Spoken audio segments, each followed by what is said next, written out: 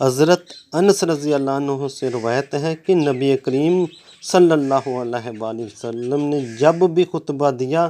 اس میں یہ ضرور فرمایا کہ جس کے اندر امانت نہیں اس کے اندر ایمان نہیں، اور جسے عہد کا پاس نہیں اس کے پاس دین نہیں ہے۔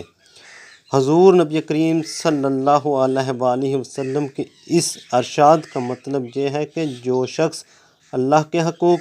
اور بندوں کے حقوق جن کی پوری فہرست اللہ کی کتاب میں ہے ادا نہیں کرتا وہ ایمان کی پختگی سے محروم ہے،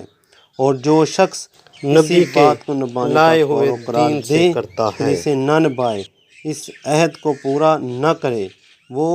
دینداری کی نعمت سے محروم ہے۔ جس کے دل میں ایمان کی جڑیں مضبوطی سے جمی ہوتی ہیں وہ تمام حقوق کی ادائیگی میں امین ہوتا ہے، کسی کے حق کی ادائیگی میں وہ خیانت نہیں کرتا۔ اسی طرح دو آدمی جس کے اندر دینداری ہوگی وہ عہد کو مرتے دم تک نبھائے گا۔ یاد رہے کہ سب سے بڑا حق اللہ کا ہے،